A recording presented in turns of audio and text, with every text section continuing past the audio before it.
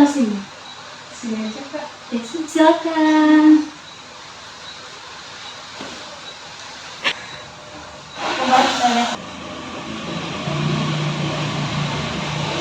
Dengan Kak siapa? Zahra. Oh, Kak Zahra. Kak Zahra dari mana kalau boleh tahu tinggalnya? Dari Tangerang. Dari Tangerang. Tangerangnya mana nih? Kan Tangerang luas. Cipondo Makmur. Cipondo Makmur. Kesini sendiri atau diantar? Sendiri Kak. Sendiri. Naik apa? Naik Grab. Naik Grab. Kalau boleh tahu, kakaknya tahu tempat ini dari mana ya? Oh, aku lihat dari website sih Kak. Dari website. Oh, jadi bukan dari teman ya? Iya. Cari-cari sendiri. Betul. Baik, sebelumnya perkenalkan, nama saya Nur Fadila Zahra selaku konselor di lembaga konseling ini. Oh iya, sebelumnya kakaknya udah pernah melakukan kegiatan konseling belum? Belum Kak. Konseling individual belum? Belum. Konseling kelompok? Belum. Bimbingan kelompok juga belum? Belum. Tapi udah tahu kayak konseling itu apa sih? Belum tahu Kak. Kayak prosesnya juga belum Iya, tahu. belum tahu. Jadi izinkan saya menjelaskan terlebih dahulu ya.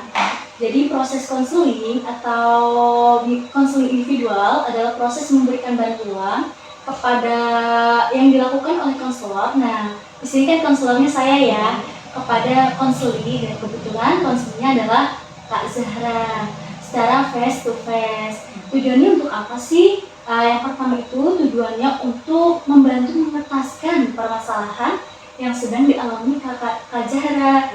Jadi insya Allah pada hari ini kita secara bersama-sama akan mencari jalan keluar atau solusi yang sedang dari permasalahan yang sedang Kak Zahra alami. Sampai sini ada yang ingin ditanyakan? Paham? Selanjutnya dalam kegiatan konseling ini tujuan keduanya yaitu untuk memandirikan klien. Jadi apabila nanti Kak Zahra suatu saat, tapi na'udzubillah ya, memiliki masalah yang sama seperti ini yang kakak datang ke sini, kakak sudah bisa menyelesaikannya secara sendiri. Jadi nggak usah datang ke saya lagi, insya Allah udah bisa nanti kalau misalnya kita sudah melakukan kegiatan konseling ini. Selanjutnya dalam kegiatan konseling ini juga kita memegang asas yang menjadi kunci utamanya yaitu asas kerahasiaan. Yang mana di dalam kegiatan konseling ini kita memegang erat asas kerahasiaan. Jadi apabila kakak misalnya bercerita kepada saya, itu cerita kakak nggak bakalan kemana-mana, akan ditutup serapat-rapatnya. Apalagi kalau misalnya kakak bilang, ini jangan sampai diketahui oleh orang ya, rahasia banget. Nah itu apalagi itu bakalan kita kunci serapat-rapatnya. Sampai sini kakak percaya gak sama saya? Percaya. Selanjutnya ada asas kesukarelaan. Yang mana asas kesukarelaan, tadi kan kakak sudah percaya sama saya ya. Jadi saya harap kakak secara sukarela menceritakan permasalahan yang sedang dialami atau dirasakan. Dan saya juga insya Allah secara sukarela mau mendengarkan kakak dan membantu kakak untuk mencari jalan keluarnya. Selanjutnya ada asas keterbukaan. Jadi saya harap kakak juga harus secara terbuka menjelaskan atau menceritakan masalah yang sedang kakak alami. Jadi kakak nggak boleh takut nih, harus secara terbuka. Mau nangis-nangis juga nggak apa-apa, nggak bakalan dikata cengeng kok ya di sini. Nah selanjutnya ada yang terakhir, ada asas keputusan terakhir ada di tangan klien. Jadi nanti keputusan akhirnya kan kita di sini untuk membantu kakak mengetaskan permasalahan. Jadi kan kalau namanya mengetaskan pasti ada cara atau solusi. Nah di akhir nanti apakah kakak ingin menggunakan solusi itu atau mau mengambil atau cari jalan solusi lain, itu kita serahkan kepada kakak. Kita nggak bakalan maksa kakak untuk menggunakan solusi ini atau teknik ini, enggak. Terus juga kita nggak bakalan menuntut kakak untuk melakukan keinginan yang kita mau. Jadi keputusan terakhir itu tetap ada di tangan kakak. Sampai sini dapat dipahami? Paham. Nah untuk waktu konseling ini bakalan kita lakukan selama 30 menit. Apabila nanti selama 30 menit kita belum selesai atau masih ada permasalahan yang dalam diri kakak belum selesai, kita bisa atur jadwal lagi. Karena memang pada dasarnya kegiatan konseling ini tidak cukup hanya dilakukan satu kali pertemuan. Seperti itu Kak. Jadi kalau misalnya ada lanjutan, nanti kita bikin jadwal atau atur jadwal lagi.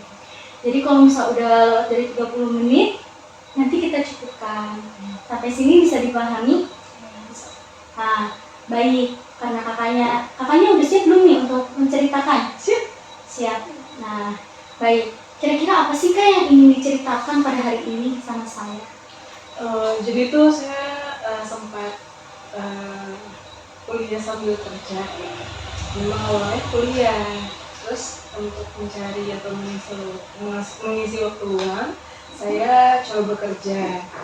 Nah, akhirnya setelah dicari-cari, nemu salah satu pekerjaan yang bisa menyesuaikan sama waktu kuliah saya, jadi waktu saya. Seiring berjalannya waktu sekitar 3 bulan, 4 bulan, sampai hampir 6 bulan ya, saya tuh kayak suka pusing sendiri gitu, karena bener-bener hektik sendiri. Apalagi kalau misal udah UAS, ITS gitu kan, pasti tugasnya itu udah bener-bener nggak main-main. Terus juga tingkat kesulitan di setiap tugas tuh beragam kan. Dan itu saya sempat burn out, dimana benar-benar saya kerja untuk menyelesaikan semua tugas, UTS, UAS, sampai di titik saya udah nggak mau nyentuh tugas itu sama sekali. Dan baru saya kerjain itu hamin jam sebelum pengumpulan. Terus juga waktu tidur saya itu benar-benar jadi semakin berkurang. Bahkan saya bisa tidur 1 atau 2 jam aja kalau memang benar-benar tugasnya itu tuh terlalu banyak dan sulit. Terus juga di kuliah juga saya kan ikut organisasi juga. Nah itu yang bikin semua waktu tuh jadi nggak ada nggak ada artinya lagi gitu, karena bener-bener berasa kerusuk gitu deh ke apa namanya, kalau orang-orang bilang gitu. Di situ sih saya merasa kayak kenapa berat banget gitu ya. Padahal saya lihat orang-orang kayak enak gitu, kata aslinya kayak gini gitu. Sebelumnya kakak kan tadi kayak nyari kerja buat mengisi waktu luang ya.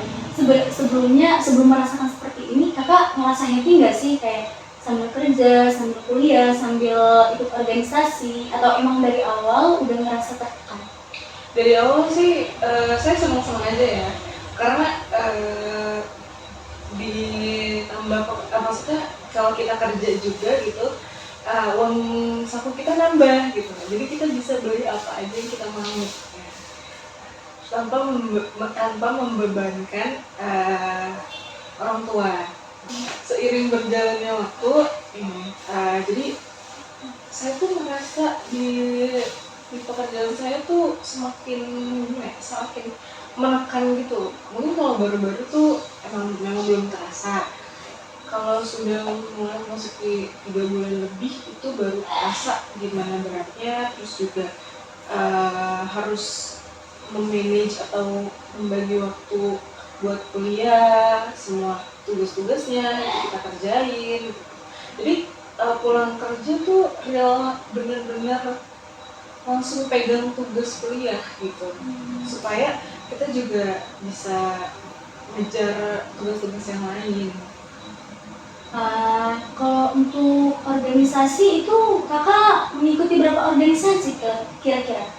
Kalau organisasi saya satu organisasi ya, ikut HMPS.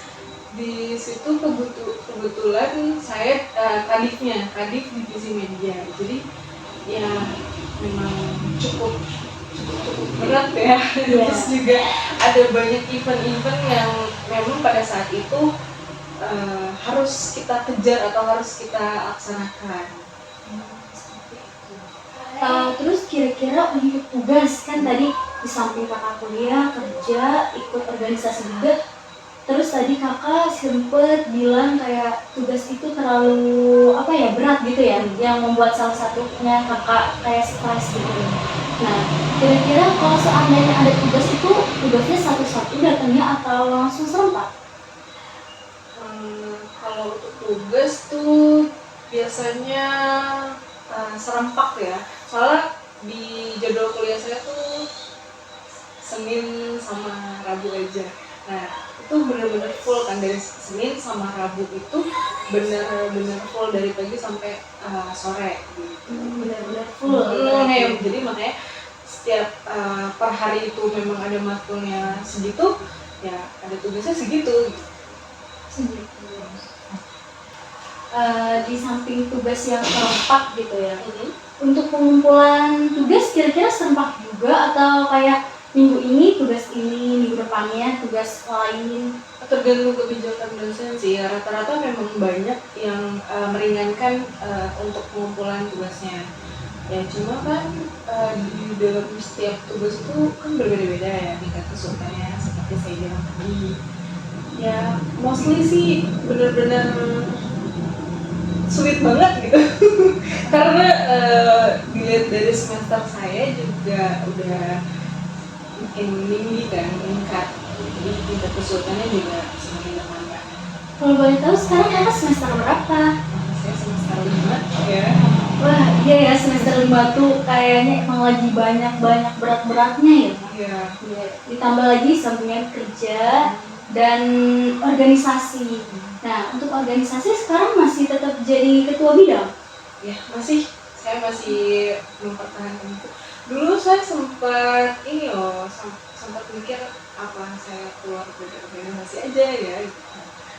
Tapi saya berpikir kembali kalau misalnya saya keluar dari divisi, dari organisasi, itu nggak akan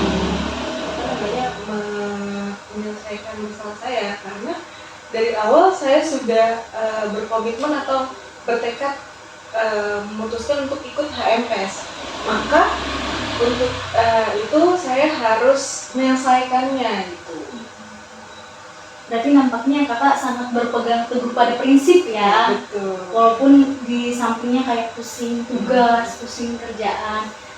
Ini kan tadi kakak bilang kakak itu kuliah dari Senin dan Rabu saja. Senin dan Rabu saja. Nah, itu kerjanya part time kah atau emang ada kebijakan dari yang pemilik perusahaan dikasih keringanan kayak kakak jadinya boleh nih pas jam kerja nggak masuk, jam kuliah nggak masuk? Ya, jadi kuliah saya memang Senin dan Rabu. Sisanya dari Selasa, Kamis, Jumat, Sabtu, Minggu itu saya masuk kerja.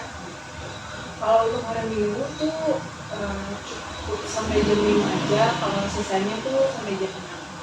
Sampai jam 6. Sering lembur? Ada beberapa hari di mana saya diperlukan untuk lembur, ya. Tergantung kebijakannya. Tapi keseringan lembur atau lembur itu jarang-jarang aja gitu? Jarang-jarang aja sih untuk lembur. Untuk lembur jarang-jarang. Iya, kalau boleh tahu, kira-kira kakak ada waktu luang nggak sih untuk kayak merefresh otak gitu? Dari hari biasanya kan kayaknya full banget ya harinya itu, bila di samping kuliah, kerja, organisasi, terus waktu kakak untuk merefresh otaknya gitu, kayak mengosongkan otaknya itu dari hal-hal yang itu kapan? Paling di hari Minggu sih kak, saya ambil waktu, kan pulang tuh main sore kan di jam 5. Terus kadang ya main atau sekedar nonton film gitu di hari Minggu itu sekitar habis maghrib gitu. Berarti pulangnya dari sore habis maghrib, terus pulang kira-kira jam? Sekitar jam 9. Jam 9. Berarti kakak masih tinggal sama orang tua ya? Iya. Kalau pasangan sudah punya? Udah. Oh sudah. Tapi sama pasangan ada apa ya, problem gitu nggak yang mengganggu kuliah? Nggak ada sih Kak kalau itu.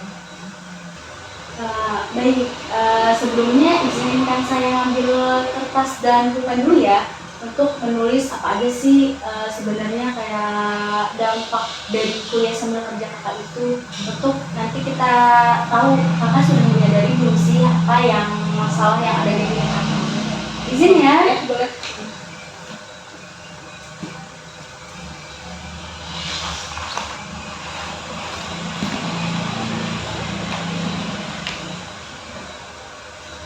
Terima kasih ya kakak sudah menunggu. Boleh tolong pegang pulpen dan bukunya. Boleh kakak tulis apa saja hambatan atau kendala yang kakak rasakan akhir-akhir ini di samping kuliah, kerja, sama organisasi. Boleh ditulis per poin ya kak.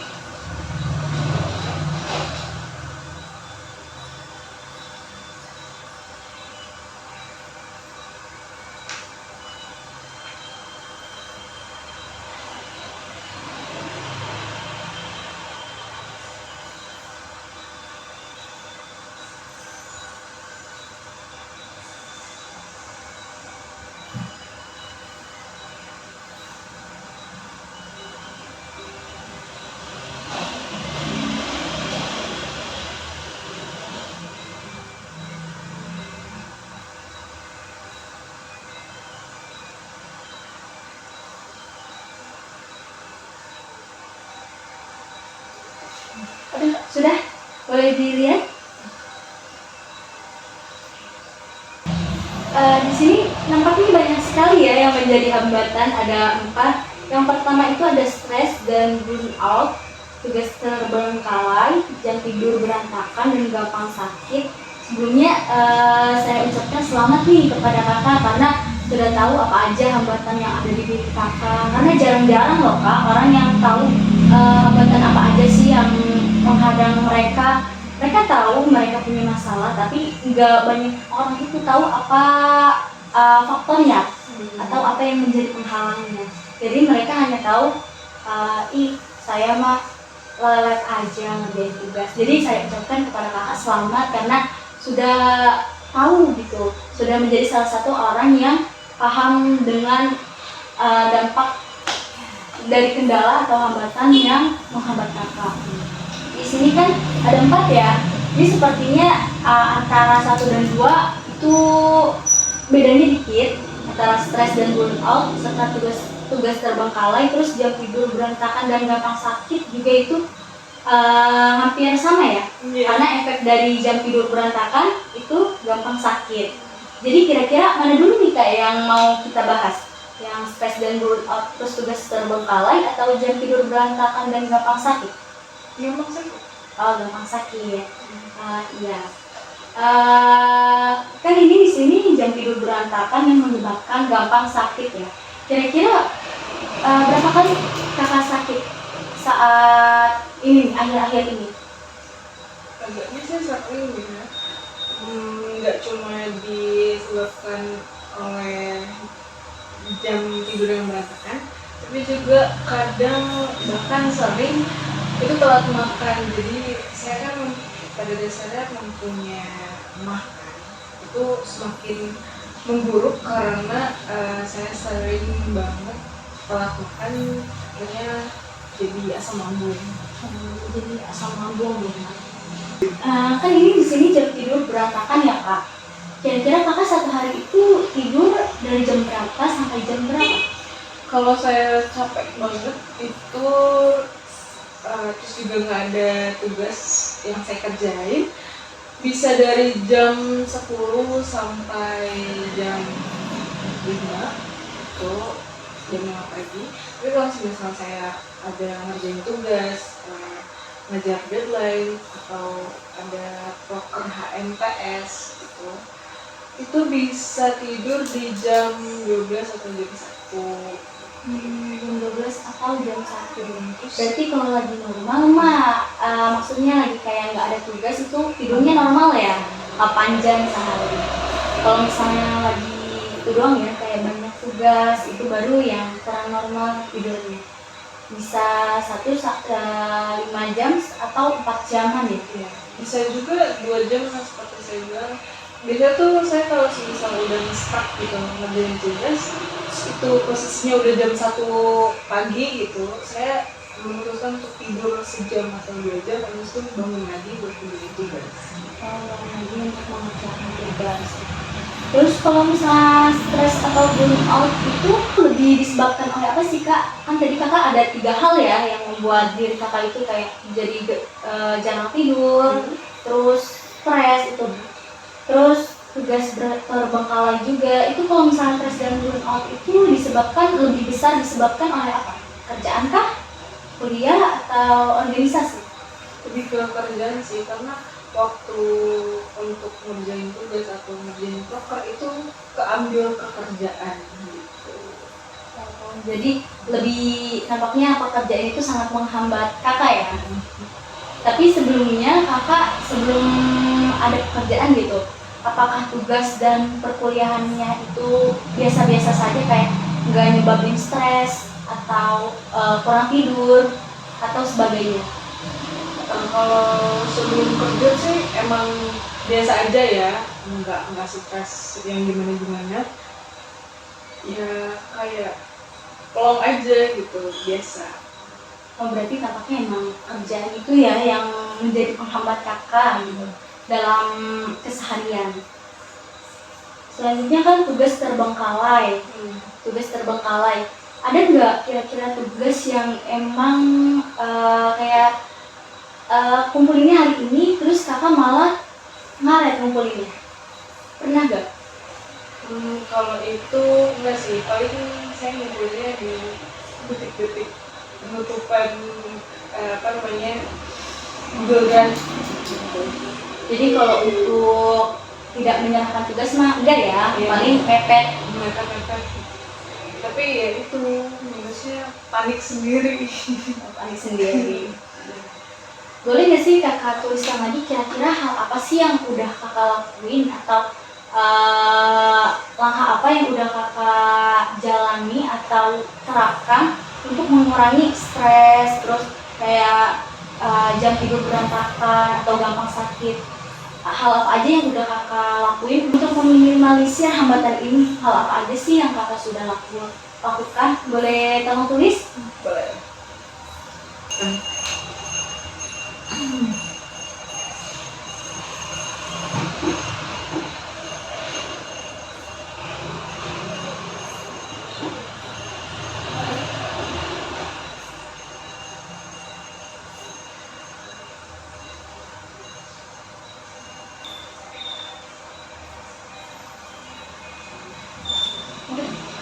Boleh dilihat di sini atau langkah-langkah yang udah kakak ambil juga udah banyak ya. Yang pertama, ambil sedikit waktu untuk me time. Yang kedua, lebih awal mengerjakan tugas. Yang ketiga, meminimalisir tidur terlalu larut. Dan yang terakhir, mengusahakan makan tepat waktu dan mengatur pola makan yang sehat. Ini saya juga turut apresiasi nih, kakak udah tahu langkah apa aja yang harus kakak ambil. Langkah-langkah ini berpengaruh banget gak terhadap kayak sedikit membuat kakak tenang atau apa? Langkah yang saya sudah ambil tuh sedikit mengurangi stres saya, terus juga lebih bisa menjalankan hidup lebih lebih tenang gitu sama. Selanjutnya ada gak sih hal yang membuat kakak kembali semangat gitu untuk dari keterpurukan ini? Kalau untuk itu saya lebih mengingat-ingat lagi goals saya, yaitu untuk bisa menyelesaikan studi S1 saya secara tepat waktu dan memiliki gelar summa cum laude. Masya Allah. Berarti kakak emang mengejar itu banget ya? Iya. Bisa di lain menjadi wanita independen, kalau bahasanya sekarang mah kan kalau wanita independen itu udah cantik seperti kakaknya, pekerja keras dan pinter gitu ya. Berarti emang kakak mengejar itu banget ya, di samping walaupun kakak kerja gitu. Nah saya juga apresiasi karena kakak termasuk wanita hebat, karena di luar sana banyak sih yang kayak kayaknya kalau misalnya itu nggak mau kerja sambil kuliah, kerja ya kerja aja, kuliah kuliah aja. Kakak termasuk orang yang mandiri, tapi tidak ingin membebani orang tua ya. Iya. Lalu selain hal ini kan tadi kakak katanya ingat kalau goals kakak ya. Selain itu ada hal lain lagi nggak sih yang buat kakak semangat gitu? Yang buat saya semangat lagi itu saya ingin melanjutkan studi S2 itu di luar negeri, kayak di London ya. Itu adalah salah satu impian terbesar saya untuk bisa melanjutkan studi S2 di London. Uh, Selain itu ada lagi? Selain itu saya selalu mengingat bagaimana perjuangan kedua orang tua saya untuk bisa mendidik saya sampai sekarang ini, dan juga membiayai saya untuk bisa duduk di bangku kuliah. Apakah hal yang telah kakak sebutkan itu efektif gitu untuk membangun semangat kakak kembali, atau hanya yang lewat aja gitu? Iya, itu efektif untuk saya. Tapi kalau semisal untuk lebih menguatkan itu biasanya saya menulis di buku tentang goal saya di tahun yang akan datang atau di tahun 2 tahun lagi gitu. Berarti yang lebih efektif itu yang nulis goals gitu ya? Iya. Untuk sekarang nih, kan kakak lagi stres ya, kakak udah nyoba ngelakuin hal itu belum? Udah. Terus sedikit mengurangi beban kakak? Ya sedikit ya. Sedikit. Dengan itu kakak udah bisa kayak ngatur atau manajemen waktunya belum? Dengan cara kayak menulis goals gitu. Ya hampir efektif ya, atau bisa dibilang agak sedikit ya, mungkin perlu dorongan untuk gak cuma nulis aja tapi langsung dilakuin gitu. Nampaknya kakak juga udah tahu ya hal apa aja yang harus kakak lakukan. Tadi seperti halnya kakak ingat goals kakak, terus menulis goals apa aja yang tahun depan akan dilakukan. Menurut saya itu juga sangat efektif ya kelihatannya. Dimana kakak juga kan orangnya kayak disiplin dalam ingin menggapai cita-cita itu, disiplinnya sangat kuat, sehingga kakak kalau untuk goals pasti bakalan diusahakan banget gitu. Cuma emang sekarang ini lagi capek aja ya, lagi butuh tempat curhat gitu. Terus juga selain itu orang tua itu menurut saya juga emang langkah yang sudah bagus. Tapi selama kakak stres ini, kakak melakukan hal-hal yang di luar nalar gak? Seperti halnya kayak garet-garet tangan, self-harm, atau Enggak, palingan saya impulsif aja sih untuk beli barang di Shopee. jadi impulsif aja ya beli barang di Shopee. Tapi nggak sampai impulsif banget gitu Ya, ya? enggak, masih bisa ketahan. Masih bisa ketahan. Ya. Selain kayak beli barang di Shopee, apalagi? Udah sih itu aja. Itu aja. Ke iklan mah enggak ya, ke diri mah? Iya, so-far enggak. Jangan ya kak, soalnya itu selain membahayakan diri kakak juga mental kakak berpengaruh loh kalau misal kakak berbuat hal yang demikian. Ini sekali lagi nih saya sangat senang, sangat bahagia karena kakak sudah tahu apa aja masalah kakak, apa aja langkah-langkah yang harus diambil, apa aja yang membuat kakak semangat kembali. Nah itu hal yang baik, dan kakak juga sudah mandiri loh dalam menyelesaikan masalah. Jadi sebenarnya kakak itu udah tahu apa aja yang harus kakak lakukan, cuma kakak hanya belum menyadarinya seperti itu. Sampai sini apakah ada yang ingin diceritakan lagi kak? Udah cukup. Udah cukup. Ini kira-kira mau membuat goals lain lagi nggak ke depannya? Oh iya pasti, karena itu satu hal yang menarik ya buat saya. Karena dimana semisal ya saya mau buat goals di tahun 2025, nanti saya akan buka itu di akhir tahun 2025. Nah saya lihat apakah goal saya itu bisa tercapai atau belum. Kalau yang belum, mungkin akan bisa saya tingkatin lagi dalam apa ya, lakukannya gitu. Jadi nggak sekedar cuma diomongin atau diniatin aja. Kira-kira kapan kakak ingin melaksanakan atau menerapkan hal yang demikian lagi? Belum tahu sih Kak, kalau mood aja nanti. Kalau lagi mood aja. Nanti kalau misalnya kakak udah mulai membuat goals itu lagi, kakak bisa langsung chat saya ya. Apakah ada perubahan dari membuat goals itu lagi atau tidak? Atau yang tadi tuh kayak misalnya mengingat orang tua yang sudah sampai sekarang, kakak mengantarkan kakak kayak sampai sekarang nih, sampai di bangku kuliah atau dengan hal yang lain seperti itu kakak. Sampai sini apa yang dapat kakak ambil dari pertemuan konseling kita pada hari ini? Saya jadi lebih tahu ya hambatan saya gitu.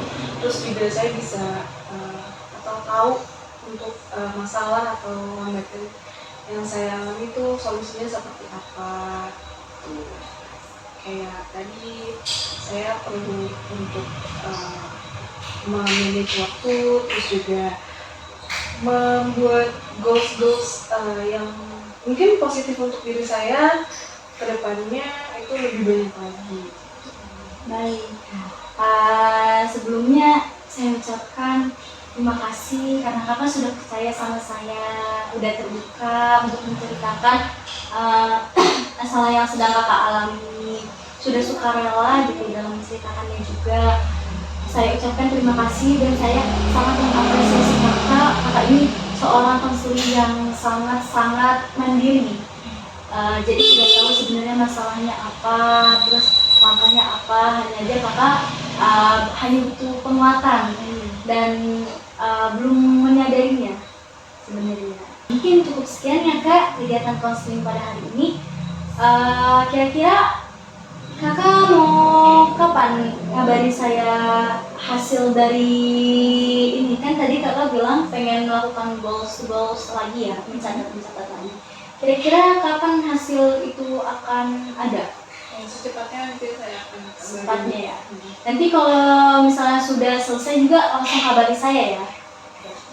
Terima kasih. Mungkin kita akhiri pertemuan kali ini dengan membaca hamdalah. Alhamdulillahirobbilalamin. Kurang dan lebihnya saya mohon maaf ya kak apabila tadi selama kegiatan konseling ada kata-kata saya yang mungkin salah kata atau mungkin sedikit mengganggu privasi kakak gitu yang lebih dalam atau bahkan melukai hati kakak. Saya mohon dibukakan pintu maaf ya kak ya. Kurang dan lebihnya saya mohon maaf. Wassalamualaikum warahmatullahi wabarakatuh. Habis ini mau langsung pulang? Oh iya, langsung pulang. Mau langsung pulang ya. Makasih ya kak. Iya.